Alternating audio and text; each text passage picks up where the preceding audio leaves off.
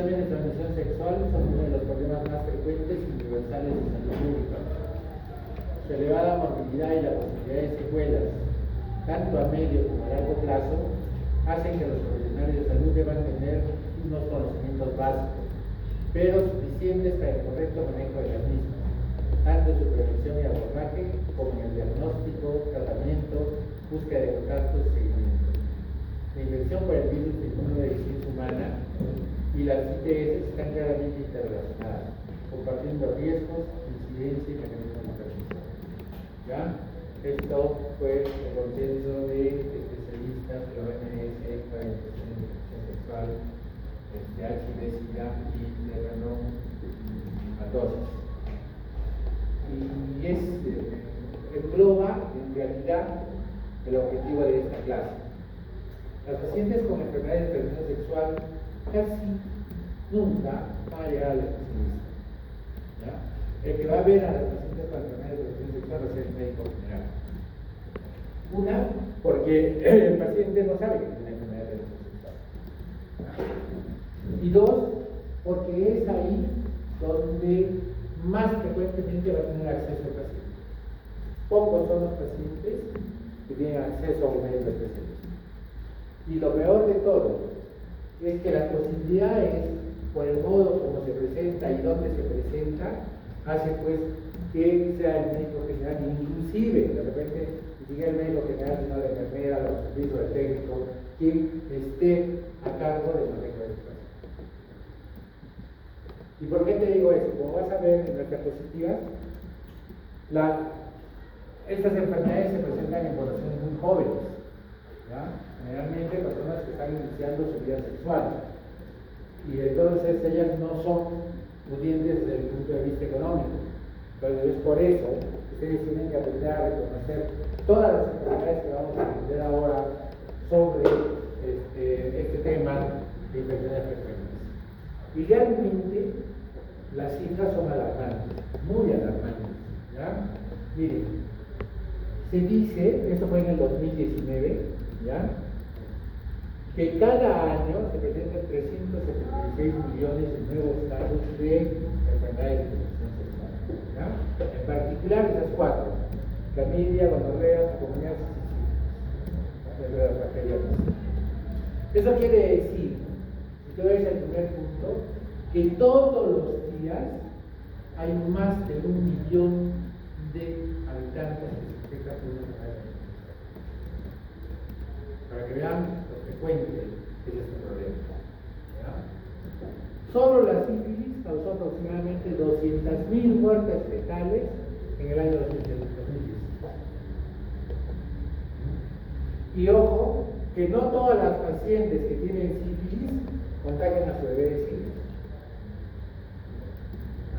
No es al 100%. La organización sugiere que una de cada 25 personas tiene al menos una de las ETS, y acá son 25. Así es que van a hacer su examen. ¿Ya? Y algunas de ellas tienen varias enfermedades de transmisión sexual. Y esto es algo que quiero que siempre lo tengan en cuenta. Paciente que tiene enfermedad de transmisión sexual, ¿ya?, descarten, entre otras cosas, HIV. Por ejemplo, la asociación de herpes con HIV es muy frecuente. La asociación de enfermedad inflamatoria con enfermedad de transmisión sexual es muy frecuente. ¿Ya? Entonces, ténganlo siempre frecuente, pero ténganlo siempre presente. Porque muchas veces pensamos que si la paciente viene con una lesión que le produce ardor, que le ha aparecido en la región genital, y decimos, ya no es un herpes, ya no es tratamiento para herpes, no estamos haciendo un tratamiento completo, un diagnóstico completo. Tenemos la obligatoriedad de descartar las otras posibilidades de diagnóstico. Miren, las cifras sugieren que en las personas que se encuentran entre este rango de edad, 15 a 49 años, 15 a 49 años, hay 156 millones de casos nuevos de tricomonasis. La fecha verde la dejamos pasar. Paciente que tiene flujo verdoso. no descartamos otras posibilidades. 127 millones de casos nuevos de clamidia. Y para colmo de males, una gran parte de las pacientes que tienen infección por clamidia no presentan sintomatología alguna. O sea que ese número puede ser mucho más alto todavía. 87 millones de casos nuevos de gonorrea. 6,3 millones de casos nuevos de sífilis. A esto todavía se suma, aquí hay un incremento de los casos llamados de supergonorrea. Y se le llama así porque no responde al tratamiento con antibióticos normales que tenemos en el mercado. Entonces, la cosa es grave. ¿Ah? Y si quisiéramos nosotros, desde el punto de vista bacteriano, darle un orden a estas 4 enfermedades, la más frecuente definitivamente es clamidia, después gonorrea, después sífilis, ¿ya? En ese orden, para establecer más o menos la frecuencia con las infecciones. Entonces, nosotros vamos a hablar de unas enfermedades que se presentan en el tracto reproductivo como foco original, pero que no se presentan únicamente ahí. Nuestras costumbres, nuestra forma de actuar o de manifestarnos desde el punto de vista sexual ha variado desde hace 30, 20, 10, 5 años. ¿Ya? Es que hace 30 años, pues probablemente teníamos ciertos temores. No es que éramos diferentes, ¿no? O no es que ustedes sean diferentes a nosotros, o nosotros seamos diferentes a nuestros papás. Era simplemente que teníamos otro sistema de educación, que no voy a criticar si fue bueno o fue malo, o si fue al revés, no lo sé.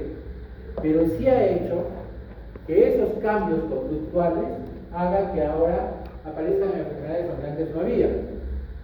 Y entonces, ahora, cuando nosotros estudiamos enfermedades de transmisión sexual o infecciones de carácter reproductivo, van a ver ahí, pues no solamente evaluamos el área genital, evaluamos la zona bucal, evaluamos la faringe, evaluamos la zona rectal, ¿verdad? Producto justamente de esta variación en cuanto a nuestras nuevas costumbres que tenemos en nuestra vida íntima. Entonces, las infecciones de transmisión o del tracto reproductivo se dividen en 3. ¿Ya? Las infecciones de transmisión sexual, por referirnos a todas aquellas enfermedades en las cuales yo las adquiero a través de una relación sexual. ¿Ya? Las infecciones endógenas, que se refieren a las infecciones que se van a producir, pero por alteraciones en la flora vaginal normal, que lo vamos a ver en la próxima clase. ¿Ya? Y las iatrogénicas, que yo puedo condicionar por una manipulación inadecuada al realizar, por ejemplo, un examen ginecológico. ¿Ya? Entonces, todas esas son infecciones del tracto reproductivo.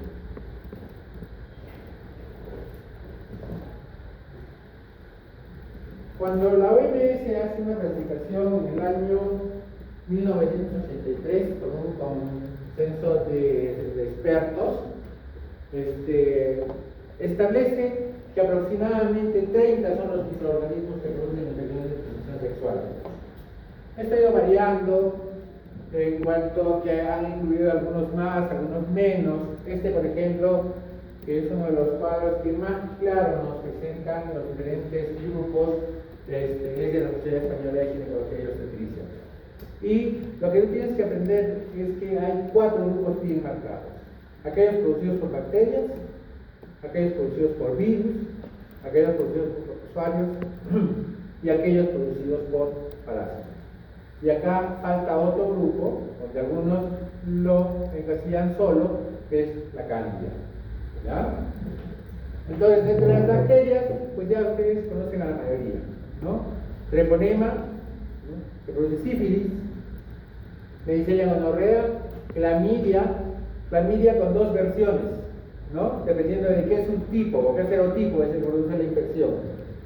¿Ya? Porque si es L1, L2, L3 es el linfogranuloma venérea, y la otra clamidia es uretritis y cervicitis, ¿no?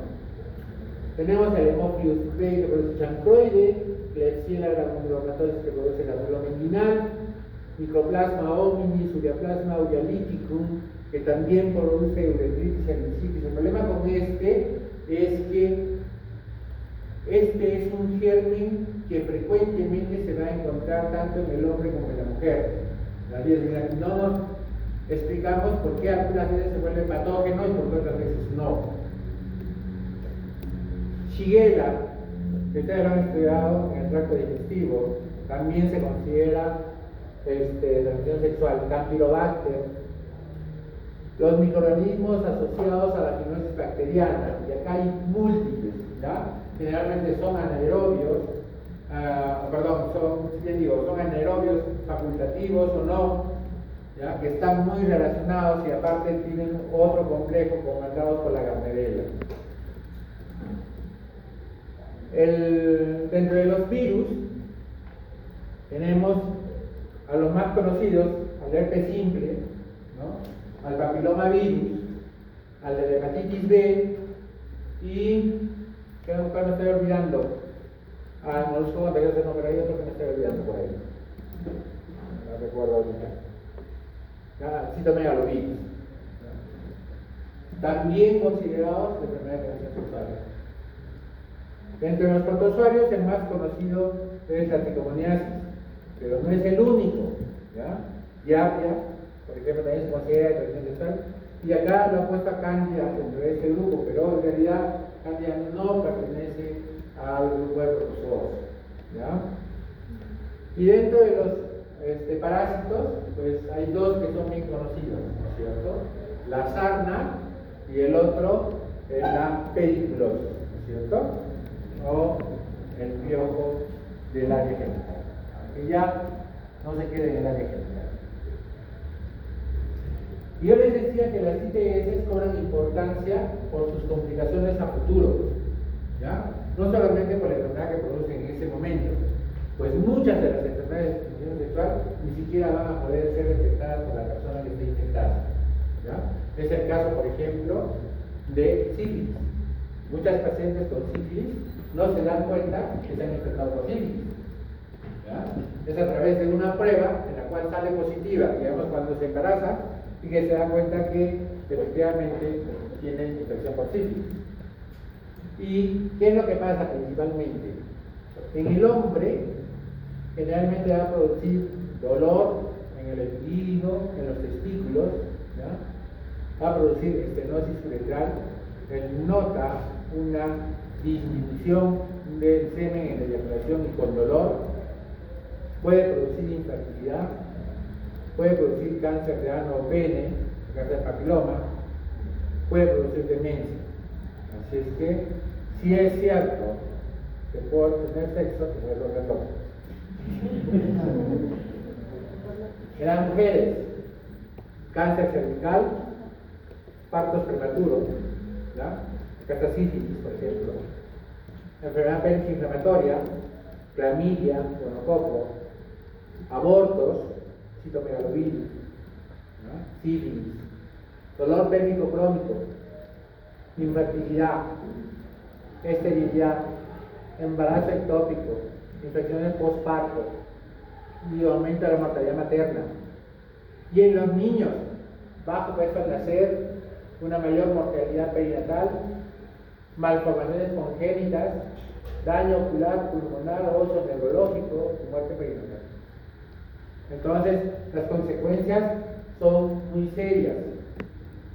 No debemos tomar a la infección de transmisión sexual como algo simple. Implica muchos aspectos. Y para eso, cuando yo sospeche que yo tengo una paciente con riesgo de una infección de transmisión sexual, tengo que preguntarme algunas cosas.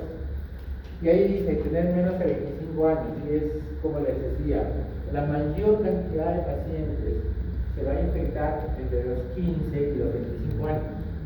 ¿Ya? Y la mayoría, y una gran parte, no la mayoría, pero una gran parte, durante sus primeras relaciones sexuales. ¿Ya?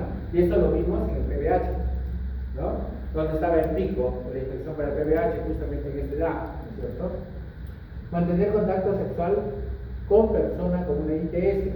Muchas veces, y eso también lo hemos visto en VIH, no es que la mujer tenga varias parejas, pero sí su pareja puede tener varias parejas.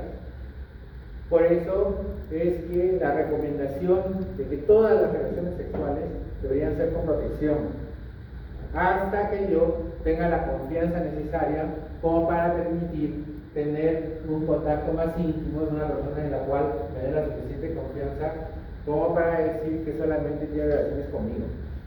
¿Ya? Pero como ni ustedes tampoco son fieles, entonces mejor usen preservativo en todas las relaciones. Mantener relaciones sexuales con diferentes parejas, y este es quizás uno de los más importantes. El hecho de que tú tengas relaciones con diferentes parejas, basta que sean dos, aumenta más la posibilidad de que tengas una enfermedad sexual. Tener una pareja nueva, eso también es importante. El paciente que viene con dolor pélvico, entonces tienes que preguntarle, ¿y cuánto tiempo está con su pareja? Hace un mes, casi seguro, que es una pareja con las que vas a hacer. Antecedentes previos de ITS. Si una paciente ya tuvo una enfermedad de transmisión sexual, altas posibilidades de volver a tener una nueva enfermedad de transmisión sexual. Profesionales, obviamente, que trabajen en este ámbito, ¿no?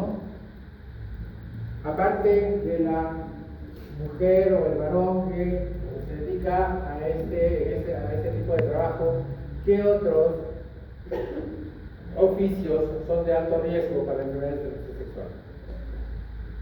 ¿Sí? ¿Los profesionales de salud son factor de riesgo? ¿Tú serás factor de riesgo?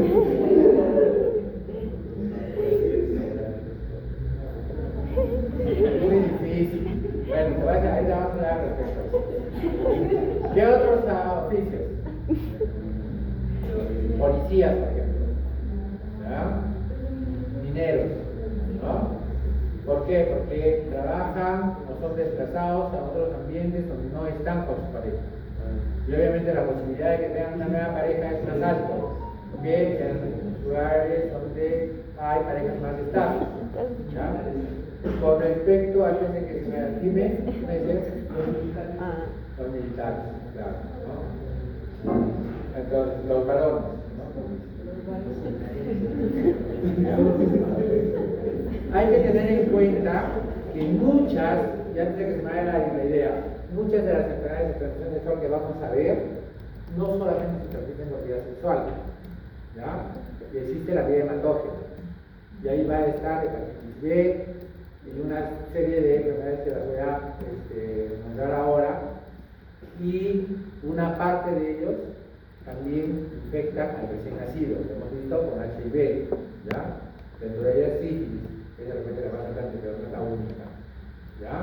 Entonces, eso a tener en cuenta porque no está en las diapositivas.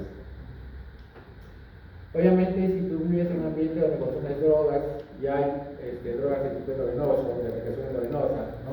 El alcohol, porque cuando uno consume alcohol, pues se expone a otros factores de riesgo, ¿no? Uso inconsistente de preservativo, por eso la recomendación, o ser víctima de violencia sexual, ese es el peor caso, ¿no? Ser agredido y que todavía sea contagiado de una enfermedad de transmisión sexual. Entonces, todos esos son valores o factores de riesgo. En otros países, como en España, estas diapositivas son de España, ¿ya? Dependiendo del grupo que yo estoy estudiando, yo puedo hacer una prevención o una detección de enfermedades tempranas, ¿ya? Entonces, si yo, por ejemplo, vamos a suponer, embarazadas, ¿no? Acá en el Perú, ¿cuántas pruebas hacemos de ETS para una gestante que esté embarazada? ¿3? ¿Cuáles? VIH, hepatitis B no hacemos. Sí, ¿ya? Hepatitis B lo hace ya el médico que se preocupa por su paciente, ¿ya? Pero no, usualmente no hacemos. ¿Listo? ¿Y qué antígeno le pedirías?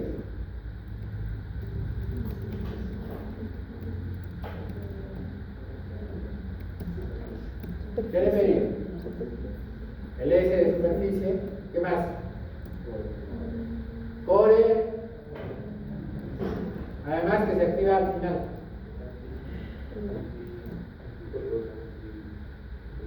Anti-C. ¿Ah? Entonces, en embarazadas, por ejemplo, miren lo que hacen en España. Hacen HIV, hacen hepatitis B, hacen clamidia, ¿ya? Y ya les voy a, cuando vemos que clamidia, ya les voy a dar unos datos más. Treponema pallidum, ¿ya? Neisseria gonorrea y virus de hepatitis C. Vean que es diferente este tamizaje, ¿ya? En comparación con lo que nosotros hacemos. ¿Ya? Pero deberíamos hacer esto, ¿ya?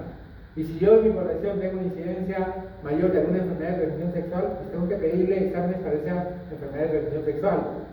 Es muy importante, ¿no? Y ellos vean que les hacen exámenes en primer y segundo trimestre. Eso también acá no lo hacemos.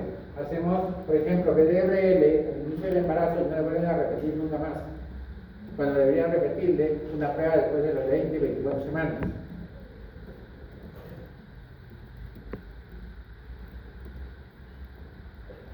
Vean, como otro factor de riesgo, jóvenes menores de 25 años, igual hay determinadas pruebas, pero quería detenerme un poquito, porque esto lo pueden ver ustedes. No hay. No sé qué ha pasado, está arriba de la noche. Hay un grupo que también ha tocado sus compañeros cuando habla de HIV, que es los hombres que tienen relaciones con hombres. ¿Ya? Este grupo es de muy alto riesgo, pero no es de muy alto riesgo solamente por el hecho de que ellos, como tienen un grupo reducido, o si quieren oculto prácticamente, pues tienen relaciones con personas, digamos, que están metidos en la posibilidad de tener un gran índice de enfermedades de transmisión sexual. Y lo que pasa es que también las relaciones por el ano aumentan drásticamente la posibilidad de una infección de transmisión sexual. Entonces, cuando tú tienes una relación con un paciente que tiene, por ejemplo, HIV, no necesariamente te vas a infectar si tienes una relación sin protección. O sea, no es al 100% que te vas a infectar. Se dice que tiene que pasar un número de relaciones sexuales para que te digan que al 100% sí tienes una o digamos HIV. Pero cuando las relaciones son por el ano, esta incidencia aumenta drásticamente. Y es por eso que este grupo sí tiene que tener una valoración muy adecuada para descartar un sinnúmero de enfermedades de transmisión sexual.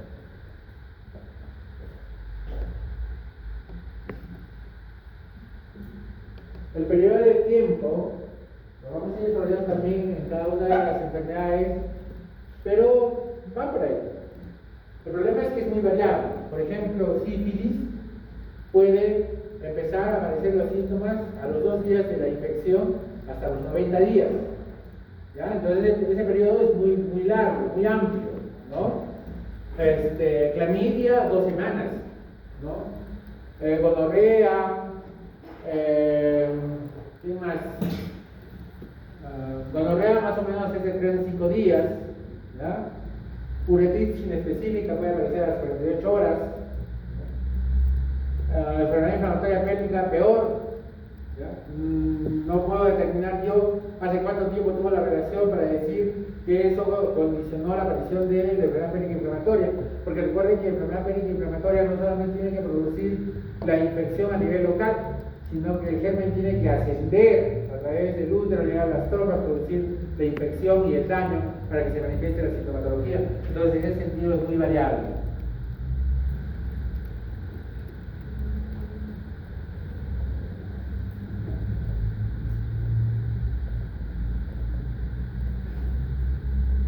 ¿Qué debemos preguntar? Pregunta por el inicio de los síntomas. ¿Cuándo aparecieron los síntomas? ¿Cuánto tiempo ha transcurrido? ¿Cuándo fue su última relación? ¿Ya? ¿Con qué personas estuvo en los últimos 15 días, un mes? Para que más o menos tengas una idea de qué enfermedad aproximadamente podrías estar cruzando. Repasa la clínica por aparatos, ¿ya? ¿Qué quiere decir? Ya te he mencionado, no solamente limítate a explorar el área genital, tienes que explorar de los pies a la cabeza. Por ejemplo, si una mujer se le empieza a caer el pelo, ¿qué van a pensar?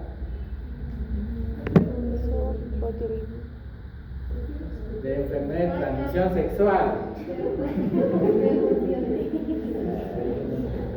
¿Qué vamos a pensar? Sífilis. Si tiene pápulas en las plantas, en las manos. Sífilis. Si tiene, por decir, una úlcera en el labio. Herpes. ¿No es cierto? Si tiene una lengua blanca. Cándida. Física. Gonorrea. Cándida muy difícil, que tendrías que ser un bebito o tener HIV. Busca síntomas generales como fiebre, malestar general, pérdida de peso, artralgias, artritis, gonorrea, por ejemplo, da este síndrome, ¿ya? Cefalea, alteraciones visuales. ¿Quién da alteraciones visuales? Herpes. Herpes da una conjuntivitis, ¿ya? Se llama conjuntivitis herpética, justamente. Alteraciones auditivas o sensitivas. En la otorrinolaringe busca dolor, exudado, lesiones que hayan podido observar. En la piel, exantemas, ¿ya? Lesiones actuales o pasadas que se hayan podido colimitar. En los genitales, en el hombre y en la mujer, tú vas a buscar dos signos fundamentales, ¿ya? Y acuérdate de esto que te voy a decir porque el tratamiento lo vas a hacer en base a esto. Una gran parte va a presentar secreción, ¿ya?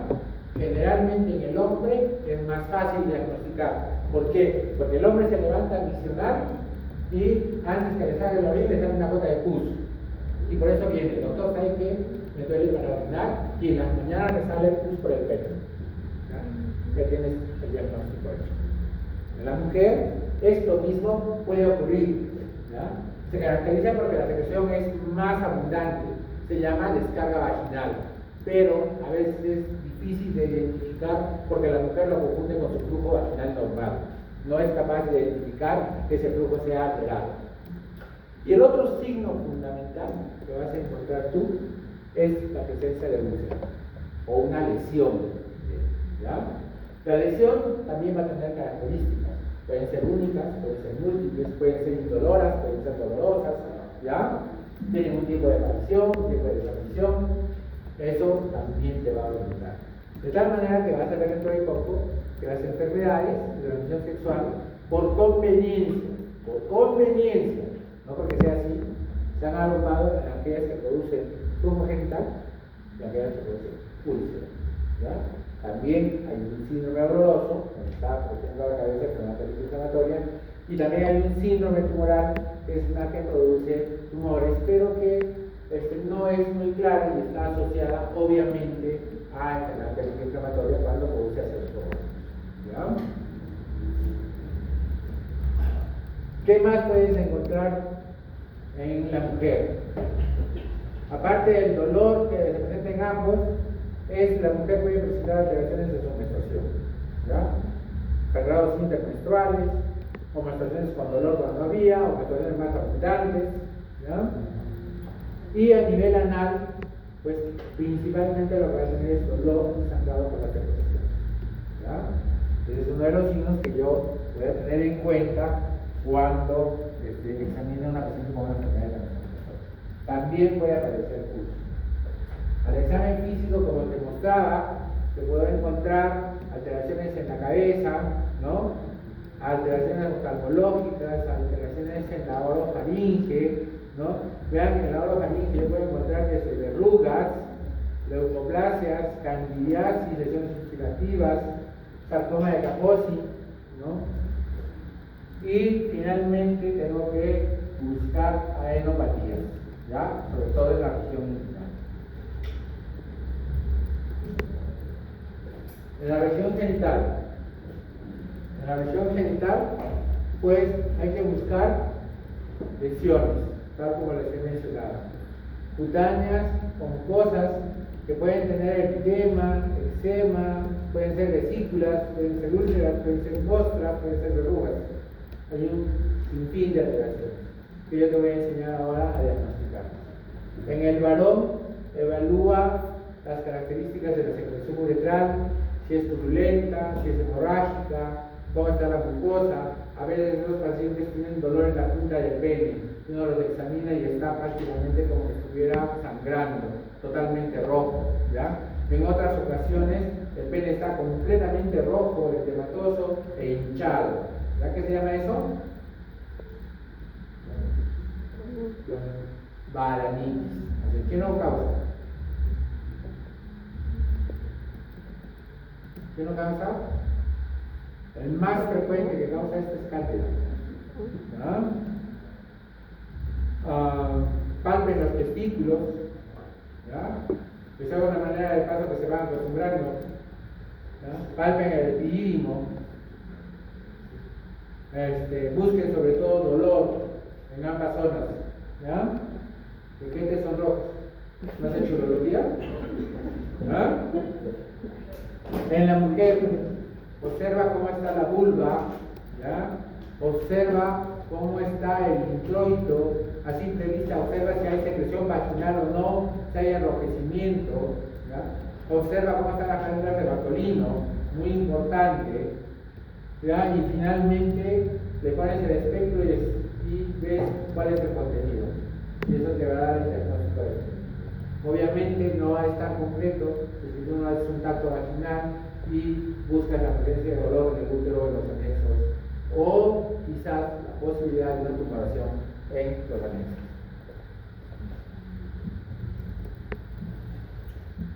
En la región anal, pues te dije que lo principal es que vas a encontrar una lesión evidente, o vas a encontrar la presencia de secreción purulenta o de secreción hemorrágica, o vas a encontrar laceraciones, todo aquello que te haga pensar que esta persona ha tenido relaciones por allá y que posiblemente está cursando con una enfermedad de transmisión sexual. ¿Listo?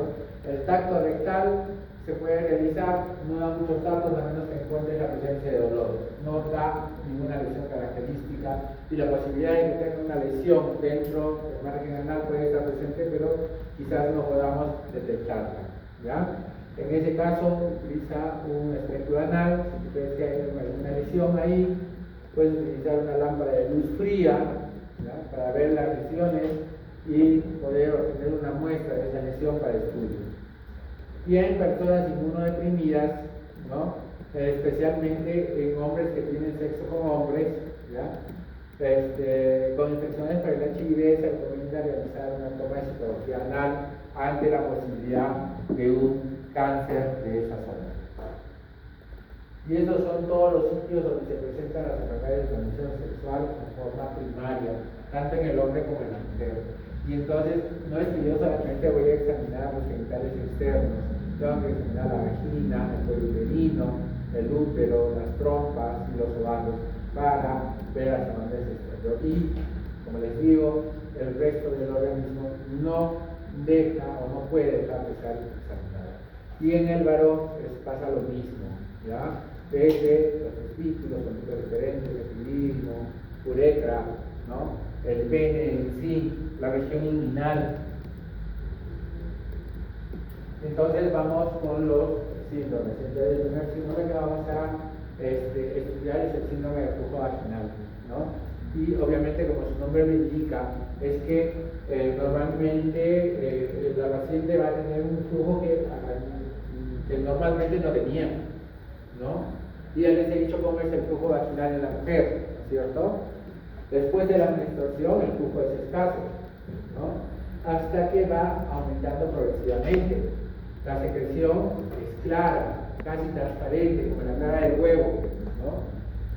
Y a medida que yo me voy acercando al día de la ovulación, esa secreción aumenta. Generalmente las pacientes le van a decir, doctor, pero yo manchó mi cruza color blanco o color amarillo, ¿no? Pero eso es normal. ¿Listo? Se produce la ovulación y eso que era abundante ahora se empieza a ser más escaso, pero se vuelve más espeso, más blanquecino, hasta que va disminuyendo y llega a la siguiente menstruación. Bien, eso es lo normal. Toda característica que escape a este flujo que te he mencionado habla de la posibilidad de una infección. Y yo puedo tener entonces, primero que haya mal olor, ¿ya? Signo característico de que vaginosis bacteriana, ¿ya? Tricomona también da mal olor en el sentido de que soy muy limpiecito, ¿no? ¿Por qué? Porque tiene olor a pescado y no siempre se evidencia. Hay que hacer una prueba, que es la prueba del KOH, para poder determinar que hay presencia de ese olor. Prurito, ¿ya? Las pacientes que tienen un flujo normal no tienen prurito. ¿Aló? Por los teléfonos celulares, sí, ¿ya? O si quieren escribir, pueden salir afuera, ¿ya? Entonces, la presencia de prurito es una de los síntomas que nos va a llamar la atención, ¿ya? Por ejemplo, cándida produce un prurito muy peculiar, ¿ya? Es el más frecuente. Tricomoniasis tiene por característica principal la presencia de prurito, ¿ya? Inflamación genital, disuria, dispareunia, y este signo es muy importante. Doctor, yo nunca he tenido relaciones, perdón, yo nunca he tenido dolor con las relaciones y desde hace 15 días estoy empezando a tener dolor. Dolor abdominal, porque van de la mano. Entonces, esos son algunos de los síntomas que se van a presentar acompañados del flujo vaginal. El otro síndrome que se nos presenta también con facilidad es. A ver un poquito, por favor.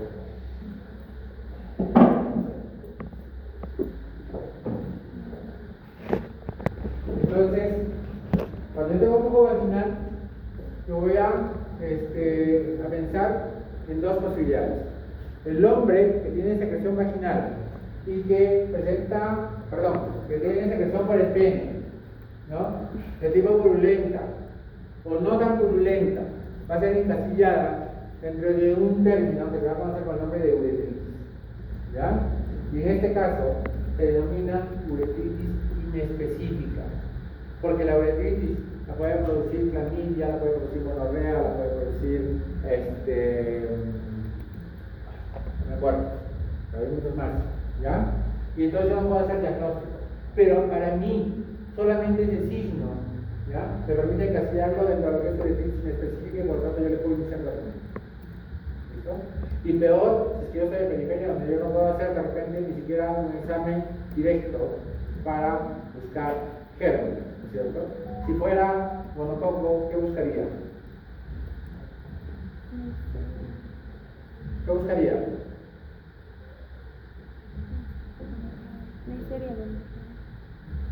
¿Qué buscarías? Si fuera monococo, ¿qué buscarías? ¿Quién sabe? ¿Nadie? El monococo es un gran negativo que anda en parejas. Después se llama también diplococo. Así es. ¿Ya? Eso lo tienes que buscar. O yo puedo encontrar otros microorganismos relacionados con Mycoplasma genitalium, que está aumentando la frecuencia de aparición en enfermedades de transmisión sexual, que producen uretritis, tricomonas, adenovirus o virus de herpes, ¿ya? Y otros análisis relacionados con el ureoplasma uterítico, que también es un germen que normalmente se puede encontrar en la orina o en el tracto digestivo. Y como les digo, al igual que el anterior, es difícil saber cuándo este se conforma o se comporta como un patógeno y cuándo no.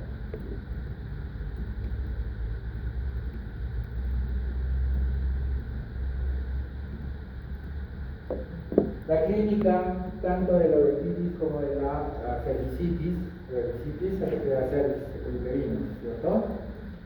Es la inflamación uretral, la disuria, el disconfort, la secreción uretral, la mucosa purulenta o mucopurulenta, y esto es lo peor de todo, que existen casos asintomáticos. Y esto es muy importante porque más de la mitad de los casos de infección por clamidia no van a dar sintomatología alguna y se van a presentar cuando la enfermedad ya está avanzada. Por eso es que a la clamidia se le conoce como la enfermedad silenciosa, ¿ya? Y en el caso de gonorrea, que este sí da una fuerte descarga vaginal, muchas veces la mujer no es capaz de decir que tiene una secreción que normalmente antes no la tenía, y es por eso que se escapa, porque no da otra sintomatología social, ¿ya? El origen no monopósico de la infección cursará habitualmente con una clínica menos florida, y las sinusitis en cambio serán muy frecuentemente asintomáticas, siendo sus principales signos el exudado cervical poco purulento o el sangrado cervical durante la recogida de una muestra, por ejemplo, para el Papa Nicolau o las relaciones sexuales, aunque les digo que no es frecuente. Y es tan infrecuente que cuando yo presento al sangrado por las relaciones sexuales, más pienso en cáncer de cuello uterino que en una enfermedad de transmisión sexual, ¿ya? ¿Qué puedo hacer? Pues acá yo puedo hacer un examen directo bajo microscopio. Lo más útil es que yo haga PCR, ¿no? O ELISA, ¿no? Sobre todo para clamidia, o haga inmunoglobulinas, ¿ya? Pero inmunoglobulinas, probablemente si la persona es reciente, no va a ayudar mucho. En algunos casos sí, depende de cómo esté IgM y cómo esté IgG, ¿ya? Gran cultivo obviamente nos ayuda sobre todo para gonorrea.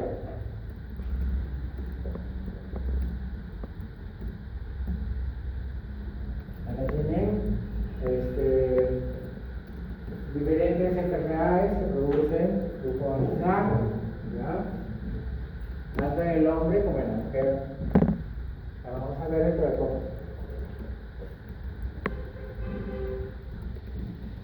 El tratamiento es relativamente sencillo, ¿ya? Si yo tengo clamidia, pues el tratamiento de elección generalmente va a ser doxiciclina, o puedo utilizar clindamicina si es que yo sospecho que es como una enfermedad única. Pero como les dije al inicio, estas enfermedades vienen generalmente acompañadas, pues al tratarla por síndromes, tengo que hacer una antibiótico terapia basal, ¿no? Y generalmente uso una cefalosporina de tercera generación como la ceftriaxona, que vean que la dosis es bastante bajita, la ceftriaxona es de 1 gramo, entonces sería media ampolla que tendríamos que colocar en dosis única y lo acompañamos con acitromicina. La acitromicina se puede dar en dosis única, está descrito el tratamiento con monodosis a 1 gramo, o pueden dar 1 gramo por 3 días, ya 1 gramo por día por 3 días. Otra asociación que se puede utilizar es utilizar gentamicina con acitromicina, también es válida, ¿de acuerdo? Pero si la uretritis ya demuestra que no es gonocócica y además está para clamidia, como te dije, el tratamiento debe ser con doxiciclina a razón de 100 miligramos por cada 12 horas por 2 semanas de prueba, ¿ya? Vía oral. Si no tolera doxiciclina, porque la doxiciclina es bastante gastrolesiva, una alternativa es que uses la citromicina, ¿ya? Y si tienes una uretritis persistente, recurrente, o presenta en forma pasiva de tratamiento de dolor en la región inguinal, pero no encuentras otra alteración, entonces en ese caso se recomienda dar casi la misma medicación, pero aumentar los días de tratamiento.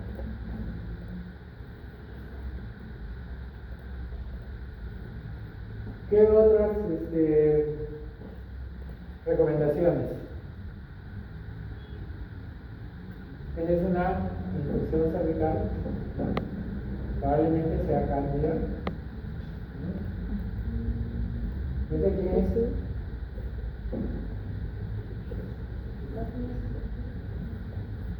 Secreción vaginal, ¿ya?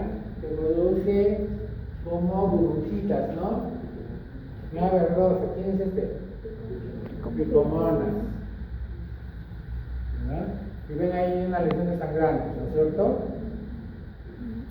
Bien, entonces vamos a la parte de la mujer, ¿no? Y es la que sufre de estas secreciones vaginales, ¿ya? Y se llaman generalmente vulvovaginitis, ¿ya? Las características principales de la secreción vaginal, como te dije, van a ser el mal olor y la presencia de prurito o escozor.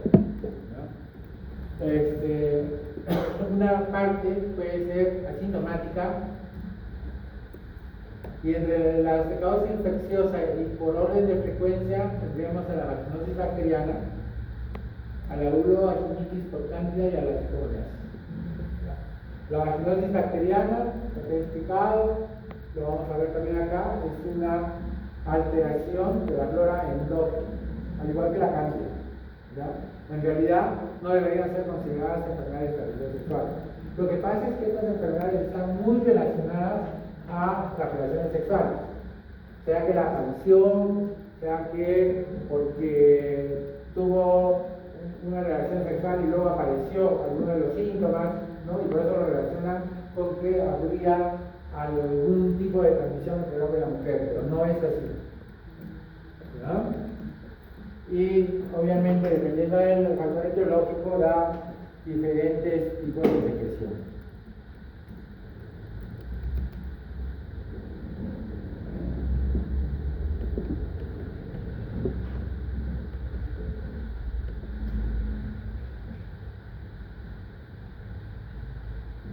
Eso para que vean cuáles son los responsables de los agentes etiológicos de la vaginosis bacteriana, de cándida y de tricomonas, ¿no?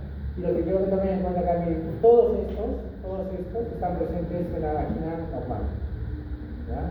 Entonces acá hay un factor que predispone al crecimiento de alguno de estos para que se empiece a producir los signos de vaginosis. Igual pasa con cándida, ¿ya?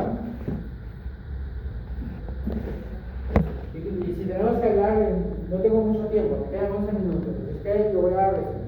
Si tenemos que hablar de vaginosis bacteriana, lo que yo tengo que saber es que la característica principal, como te dije, es la presencia de mal olor. Pero también te dije que las enfermedades de transmisión sexual no son de destacar porque no se lo pueden estar presentando el mal olor, sino por su consecuencia posterior. Y la vaginosis bacteriana está muy relacionada a dolor pélvico crónico y la enfermedad pélvica inflamatoria. Y por eso que tiene que recibir un tratamiento rápido y oportuno.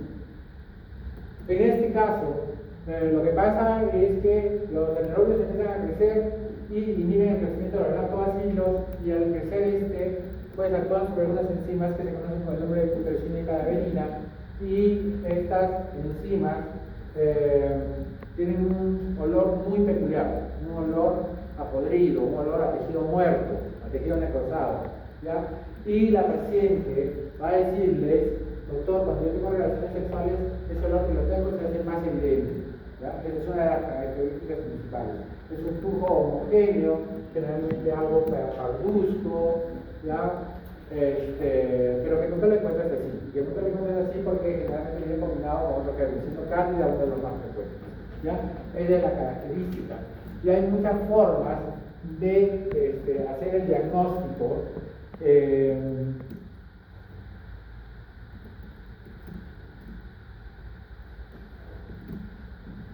Y una de esas es utilizar los criterios de Ansel, ¿ya? Entonces, cuando yo sospecho que mi paciente tiene vaginosis bacteriana, pues yo tengo que medir el pH. Por eso existen unas tiritas especiales donde yo puedo medir el pH vaginal, ¿ya? ¿Y cuánto es el pH vaginal? ¿Cuánto es? La G, pues, ¿cuánto es? Ya, entonces, cuando el pH es más de 4.5, es uno de los signos de vaginosis bacteriana. La presencia de células clave vía, que son unas células que tienen características específicas, que es lo que nos dice que son células clave. La prueba de aminas positiva, lo que les decía, la presencia del mal olor, ¿no? Y la secreción fina, homogénea y grisácea, que es el diagnóstico de vaginosis bacteriana. Pero la vaginosis bacteriana no solamente es importante porque es una alteración de la flora vaginal, sino porque te predispone a otras infecciones, herpesvirus, sífilis, gonorrea, ¿ya? Hay horas importantes. Existe otra puntuación que es la puntuación de nube, que no la utilizamos mucho porque tienen que utilizarse otros criterios que no son fáciles de realizar si no tienen un buen laboratorio. Ahí tienen los criterios de Ansel, ¿ya? ¿Qué son los criterios de nube? Y vean que básicamente la interpretación es de tipo laboratorial, ¿ya? y va a dar por la cantidad de bacilos largos, de bacilos gram positivos o negativos y otras características. Y el puntaje es para vaginosis es mayor de 7. Al igual que en los criterios de Ansel se dice que para que yo haga diagnóstico de vaginosis bacteriana, 3 de los 4 criterios deben estar presentes. Esta es la característica, vean, no es un flujo homogéneo, típico, enrojecimiento del cervix muy leve. Y el otro es la candidiasis vaginal. La candidiasis vaginal se puede decir en forma resumida que la Candida albicans, si bien es la más frecuente, no es la única. Que van a ver en la próxima clase, sus medios van a revisar lo que es candidiasis vaginal crónica o recurrente. Van a ver que este cuadro es cada vez más frecuente porque se vuelven resistentes a los imidazoles. La característica principal de este flujo vaginal es que es un flujo blanquecino, ¿no? Que la paciente lo identifica y habla de un flujo como leche cortada, o como yogur, o como requesón, como ustedes quieran. No tiene mal olor, ¿ya? Y en algunas oportunidades puede variar la coloración del blanquecino a ligeramente verdoso, sobre todo si es que además se ha metido por ahí tricomonas, ¿ya?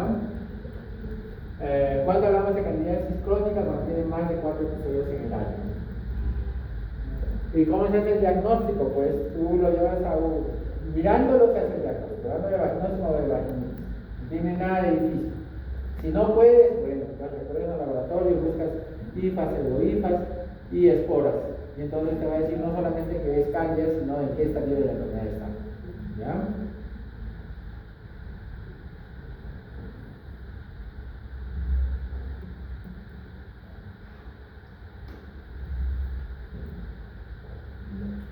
Tratamiento de la vaginosis, antes de que me olvide, la vaginosis se trata con clindamicina o metronidazol, siendo el metronidazol el de primera línea, a dosis de 500 miligramos cada 8 horas por 5 días, ¿ya?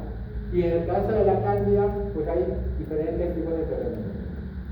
Uno de los más usados es el clotrimazol, pero no es el único. Puedo usar clotrimazol por vía oral, puedo usar nistatina, puedo utilizar ketoconazol, puedo utilizar, no sé, para mí me están olvidando uno. El último que ha salido es un tratamiento de dosis única, ¿ya? Que lo estamos guardando, sobre todo para casos de cantidades recurrentes. En cuanto a candidiasis vaginal recurrente, que te he dicho, puede ser que la paciente entre uno de estos 3 grupos, ¿ya?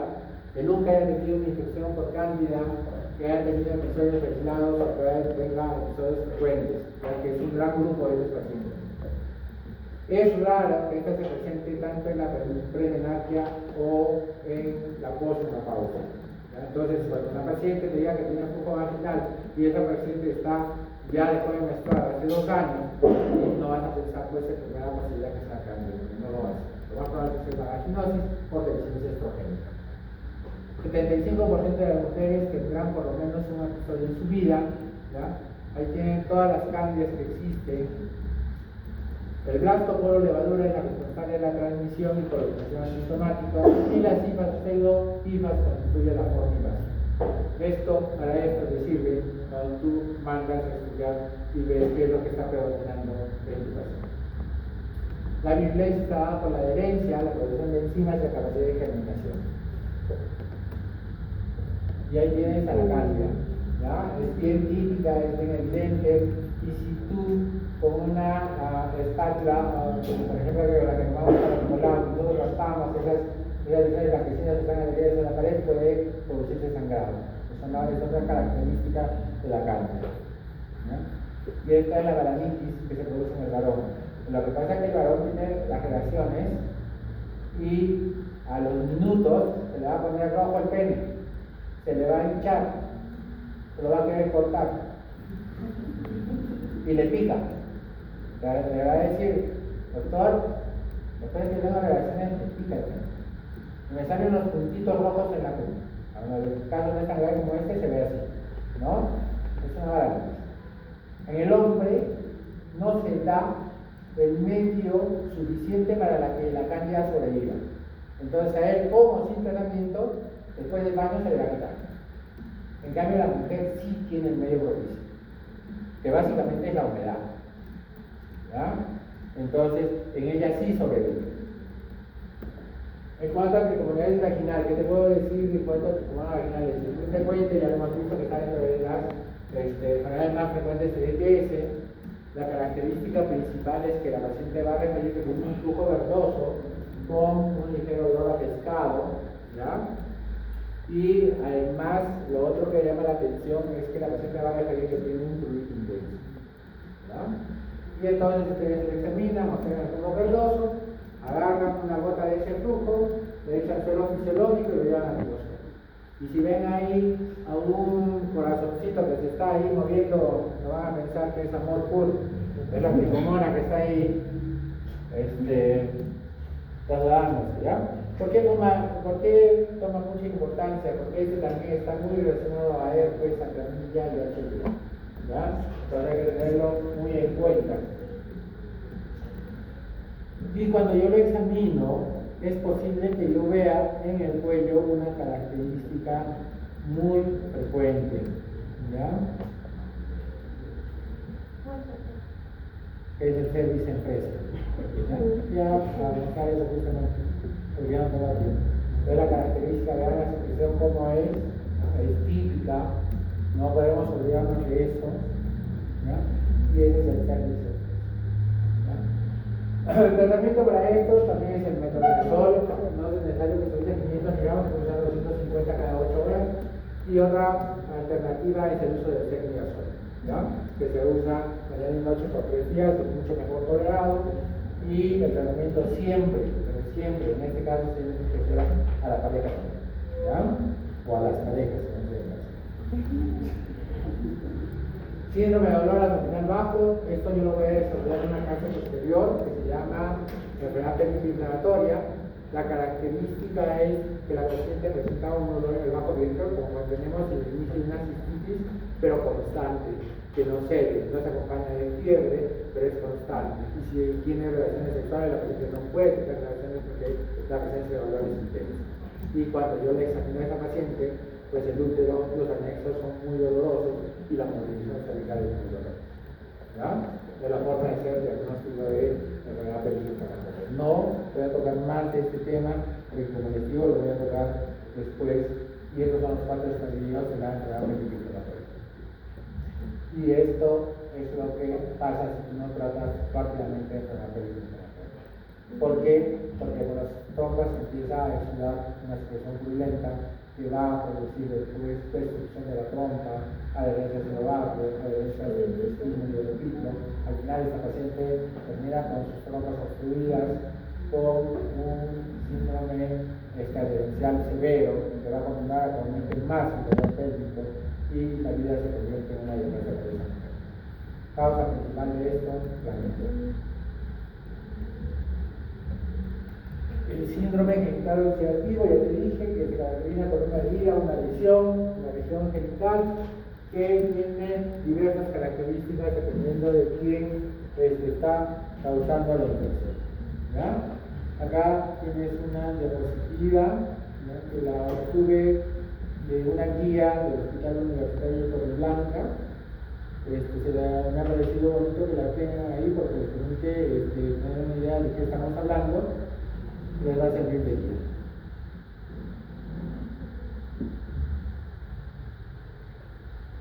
¿Qué más? Las úlceras genitales pueden deberse a causas infecciosas y no infecciosas. La causa más frecuente son las infecciones de transmisión sexual y la prevalencia depende del área geográfica, aunque no hay mucha diferencia en cuanto a frecuencia de aparición. El diagnóstico es difícil debido a la frecuencia y persistencia de diferentes microorganismos y además la presencia de úlceras genitales es un factor de riesgo para la transmisión de HIV.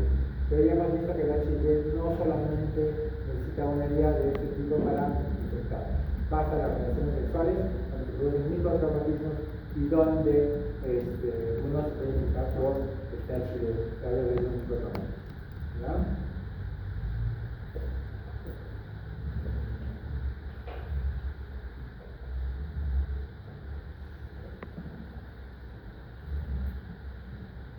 ¿Qué te puedo decir que herpes virus? Enfermedad muy frecuente, ¿verdad? Muy frecuente.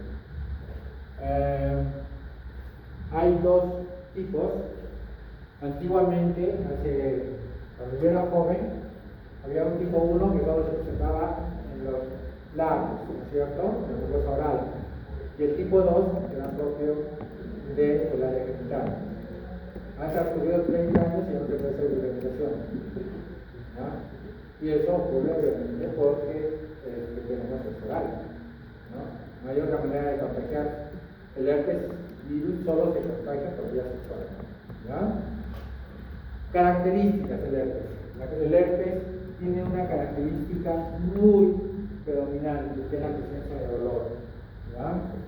Entonces, cuando a ella le aparece la lesión, sea en la zona oral o en la zona genital, se va a quejar de dolor. Y en la zona genital el dolor es tan intenso, que si quisiéramos acordarnos, es igual como si ustedes se quemarían la piel con el cigarro. Los ustedes se queman con un fósforo o con un cigarro, pero les queda ahí un rato de dolor, ¿no? Y es ese dolor constante que están teniendo durante un día o dos en la paciente. Y eso es lo que hace venir al médico especialista. Y entonces, ¿qué voy a encontrar? Voy a encontrar una lesión vesicular, paragimada o no, única o múltiple, y que obviamente simplemente con mirarla yo voy a hacer diagnóstico de esta paciente.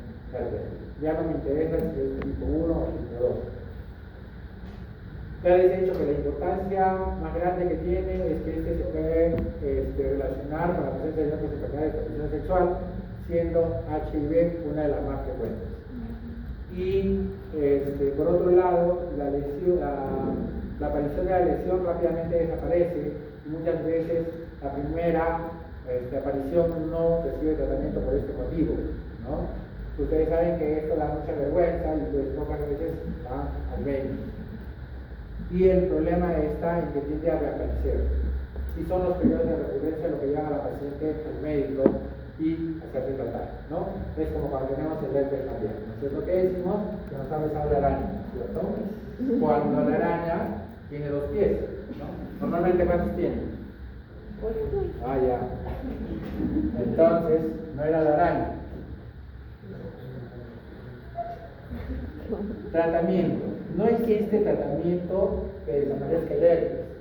Lo que vamos a tratar son la prevención de las recurrencias, que algunas veces el tratamiento es tan bueno que no vuelve a aparecer, pero en muchas ocasiones va a volver a reaparecer, sobre todo cuando baje la inmunidad. ¿Y cuándo es eso? Cuando la mujer se embaraza, cuando la mujer está con su menstruación, cuando la mujer está con su depresión, o cuando va a dar su examen de ginecología, ¿cierto? Muy bien. Es el herpes. Nunca se olvide. Estigma. ¿Quieren ver algo más bonito? Sí. Y no solamente sale en los labios, en la mucosa oral también sale.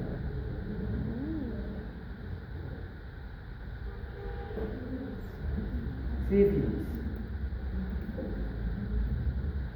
Bueno, ya me he pasado de la hora. Que tengan clases o tengan algo de eso, pueden retirar. Yo no puedo acabar la clase acá porque no estoy en la mitad. Se me va a demorar unos 20 minutos. Bien, en cuanto a sífilis, ¿qué les puedo decir? Ustedes ya saben que la produce de Treponema pallidum, que es también una de las enfermedades más frecuentes de transmisión sexual, que tiene connotación, porque de no tratarse adecuadamente, esta evalúa a una sífilis secundaria, a una sífilis terciaria y a subtipos de sífilis. ¿De acuerdo?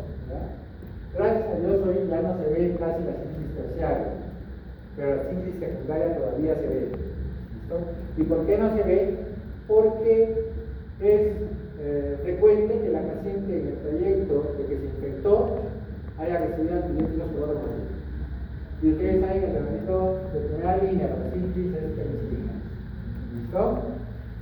¿Qué más te puedo decir de sífilis? Esta es una enfermedad que estaba en bajada y que ahora está nuevamente subiendo. Quizás porque nos hemos descuidado en los tratamientos adecuados para sífilis. ¿Qué más te puedo decir? La sífilis primaria se va a caracterizar por la aparición de una lesión generalmente única, indurada, no dolorosa, con bordes que hacen relieve y que aparecen en los labios externos, en los labios mayores y en la región de la uretra veniana. ¿Listo? Esa es la característica. Y si yo tengo la suerte de ver la lesión en ese momento, tomo una muestra de esa lesión, es posible que yo vea los perforados. ¿Ya? Pasan unos días, aparece la lesión y a los meses, de 3 a 6 meses, va a aparecer la sífilis secundaria. La sífilis secundaria se va a caracterizar por la presencia de unas lesiones que representan principalmente las palmas y las blancas, pero puede presentarse en todo el cuerpo, inclusive en las zonas axilares y inguinales. Ya pueden ser pápulas, pueden ser pústulas, pueden ser máculas.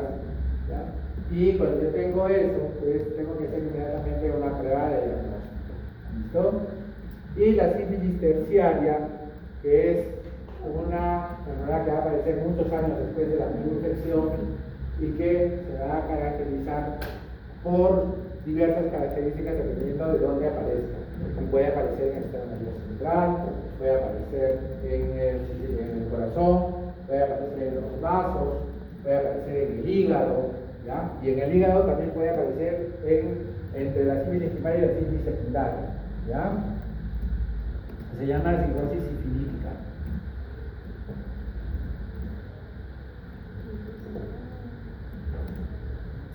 El diagnóstico de sífilis. Hay dos formas de hacer el diagnóstico de sífilis. Generalmente lo que hacemos primero es usar una prueba no treponémica. Existen varias. Dos de las más conocidas son BDRL y RPR. ¿Ya? Y cuando estas salen positivas, hacemos una prueba treponémica específica. ¿Listo? Que es la que da el diagnóstico certero de que la paciente está con sífilis. Salvo pues que haga un examen en microscopio de fase oscura o luz oscura, como quieren, y lo vean directamente, que también me da el diagnóstico de la paciente. Pero eso solo existe en los laboratorios universitarios. ¿Ustedes, cuando han hecho microbiología, han visto problemas? No. Bueno, ahí han debido ver. Entonces, ¿qué pasa? Las pruebas no treponémicas tienen las siguientes características. Mira, si bien es capaz de detectar una posible sífilis, también tiene una alta posibilidad de falsos positivos y de falsos negativos. ¿Ya? Ese es lo peor que puede ocurrir. Pero, si sale positivo, te va a dar una concentración, o si quieren laboratorialmente, una dilución determinada.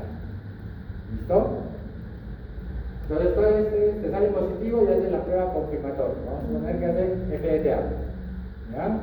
Ese es lo que tenemos. Acá tenemos el ISA también, ¿ya? Para hacer ese diagnóstico. Y una vez confirmado, hago el tratamiento. Entonces, la prueba que me va a servir a mí para saber si el tratamiento está siendo efectivo o no, va a ser la prueba no treponémica. ¿Ya? Porque la prueba treponémica va a seguir saliendo positivo a pesar de que yo haya dado el tratamiento. ¿Ya? Eso es lo que tienen que recordar. Existen varias pruebas, tantas no treponémicas como treponémicas. Y hay pruebas no treponémicas que ahora llegan hasta el 95% de diagnóstico. Y las tenemos en los laboratorios privados. ¿Ya?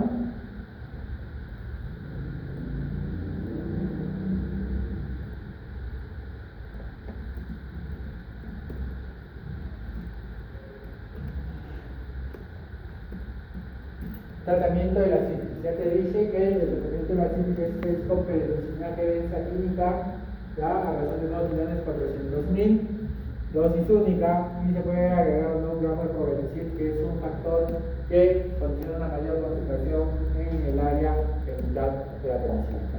¿Listo? Este tratamiento se puede utilizar en sífilis primaria y sífilis secundaria. Pero en el caso de la sífilis terciaria, en el caso de la sífilis secundaria, se prolonga el tiempo y la dosis de tratamiento. Es lo que quiero. ¿Qué pasa si el paciente es alérgico a la penicilina? La alternativa es que yo le dé doxiciclina. Generalmente se le da por 2 semanas en la misma dosis que les he indicado anteriormente, o si está en una sífilis terciaria, inclusive puede durar meses de tratamiento. ¿Vale? ¿Qué más te puedo decir sobre este tipo de tratamiento? menciona que si tienes una sífilis terciaria, ahí sí no vale darle doxiciclina, tienes que darle penicilina, ¿ya? Y lo que tienes que hacer es una desensibilización para que luego sea penicilina y esa cosa. Con el riesgo, obviamente, de chocolate. Y requieren sífilis anal, ¿ya? Es característica, la lesión es plana, como les digo, es no dolorosa, ¿no? Es típica, ¿ya? Y si la quieren ver, es así. Es idéntico, ¿no? Es idéntico a una moneda, por eso se llama también lesión numismática y que no causa dolor, dolor repetido. Sífilis secundaria.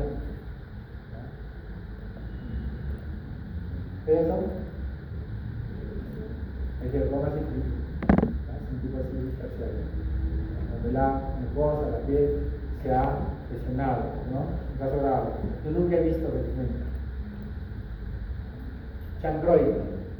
Por si acaso, al otro, la sífilis primaria cuando se presenta la úlcera, que ya lo mismo como chancro, cuidado. Chancroide, corredor etiológico, Hemophilis supremi, es infrecuente en Europa, pero presente en el Caribe, América del Sur y de África. Característica, da úlcera única dolorosa. Esa es la característica, ¿ya? Puede acompañarse de linfadenopatía regional. A propósito, sífilis, todas las enfermedades de transmisión sexual pueden tener variaciones de la sintomatología que yo estoy presentando. Por ejemplo, normalmente sífilis no da adenopatía regional, pero yo puedo encontrar casos de sífilis con adenopatía, ¿ya? El diagnóstico se obtiene por cultivo, aunque la sensibilidad es menor al 80% y por PCR, que es el diagnóstico de éxito. Tratamiento, acitromicina, 1 gramo, dosis única, o ceftriaxona 250 miligramos, o ciprofloxacina 500 cada 12 por 3 días, o eritromicina. Es una enfermedad que rápidamente responde al tratamiento antibiótico. Esa es la característica, ¿ya? Es como un mapa, ¿ya? Tiene esta forma. Hipogranuloma negro, que se produce planilla, que es un tipo, ya les dije, L1 y L3, ¿ya? En este caso, la lesión primaria ocurre en el sitio que tiene contacto con la enfermedad, pero puede demorar entre 3 y 30 días después del contacto. Da una pústula indolora que se encera y a los 3 a 6 meses aparece una serie secundaria que se presenta como un síndrome inguinal o ano genitorectal, acompañado de neuropatías unilaterales, fiebre, artromialgia y malestar general. En pacientes homosexuales, pues obviamente vamos a tener una sintomatología en la región anal, ¿ya? Y puede dar una sintomatología similar a la enfermedad de Crohn. En raros casos puede progresar un estadio terciario con una sintomatología crónica. El diagnóstico también se hace por PCR y el tratamiento es con doxiciclina. ¿Listo? Entonces, salvo sífilis, que es específico para penicilina, las demás enfermedades se tratan muy bien con doxiciclina. Y es por eso que es uno de los antibióticos más usados.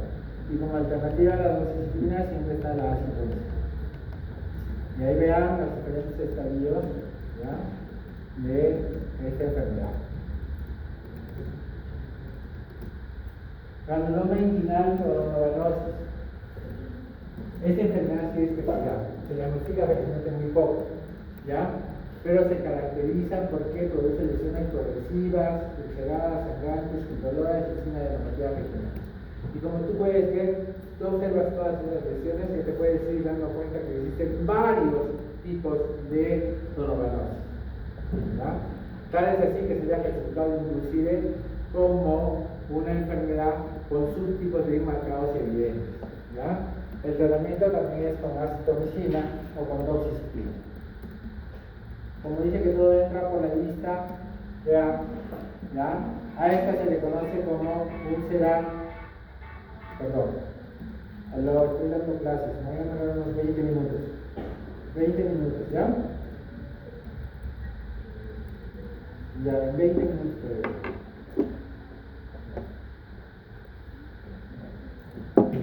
Entonces, esta forma ulcerativa es quizás la más frecuente, ¿ya? Pero no es la única. Vean esta que produce verrugas. Ambas son la misma enfermedad, solo que da otro tipo de lesión. Y esta produce necrosis, esta produce mal olor, es bien típica, ¿ya? Esta es la que produce una lesión hiperqueratóxica, que parece un poco a líquido. Esta lesión no es fácil de diagnosticar, ¿ya? Yo tampoco no he diagnosticado hasta ahora gonoganosis, gracias a Dios. Y si ha venido, no lo diagnostico. Entonces, aquí es un cuadro donde tienes todas las pruebas diagnósticas ahí que puedes usar en los diferentes cuadros de enfermedad de transmisión sexual. Te lo he puesto ahí para que tú sepas qué pedir en caso de que sospeches de cada una de las enfermedades. Y existen otras enfermedades que ya no producidas por bacterias, sino por virus. Una de ellas es el papiloma pulmonar. ¿Ya? Esta es producida por el papillomavirus humano. Yo les he dicho 6 y 11 los más frecuentes, pero no son los únicos. 10, 12, 33, 74, 16, 18, ya les he dicho, tienen reacción cruzada, tienen parte de sus genes parecidos y podrían tener o no interrelación con la aparición del papillomavirus humano. ¿Ya? Pero 6 y 11 son los más frecuentes. ¿De acuerdo? Tratamiento. Acá la medida es tópica. Yo puedo utilizar ácido piperacético, puedo utilizar clorofilino, puedo utilizar quemadura directa, ¿ya? O sea, electrocauterización, o puedo utilizar láser, tener lo que yo tenga, ¿no? Depende de cuándo quiera cobrar. Y ahí tienen, ¿no? Es bien típica la lesión del condiloma. ¿Por qué? Porque muy pocas veces es única, ¿no? Nosotros hemos visto una, no estábamos seguros. Generalmente son múltiples lesiones las que se presentan, ¿ya? Podemos tener esta, que es la lesión más típica.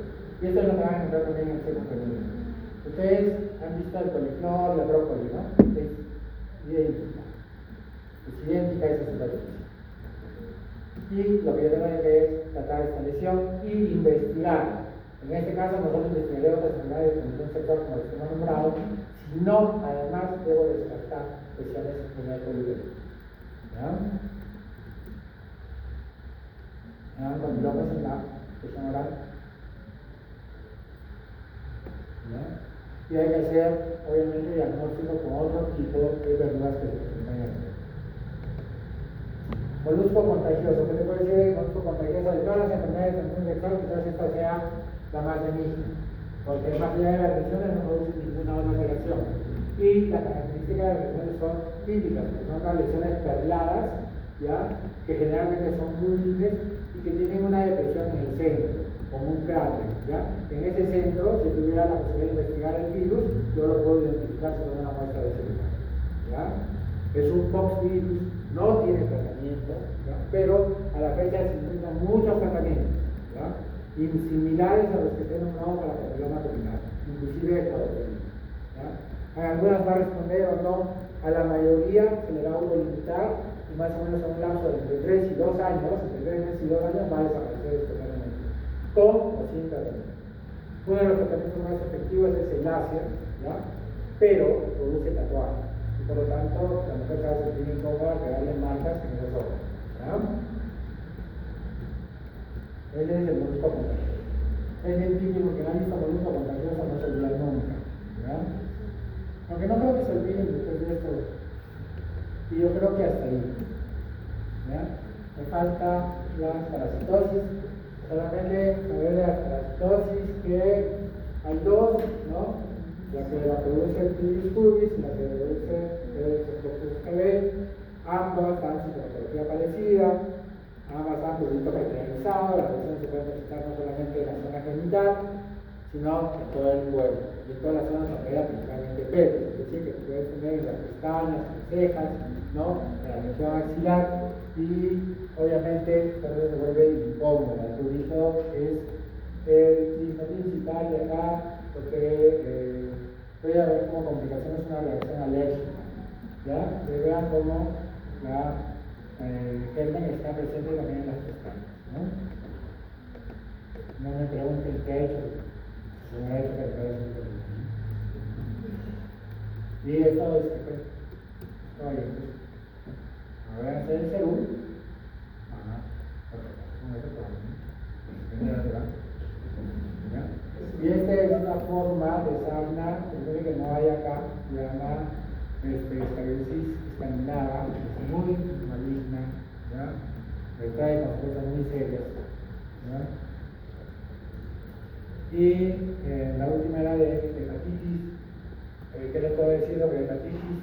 Que hay forma preventiva, tenemos que vacunarnos todos, ¿ya?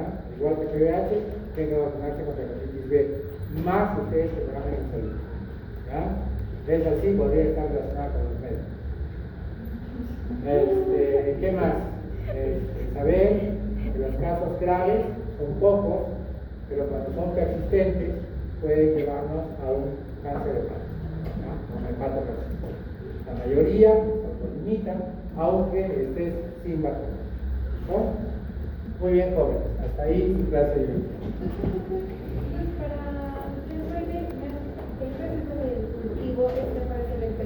Sí, casi en todas las enfermedades se va a salir mejor el PCR.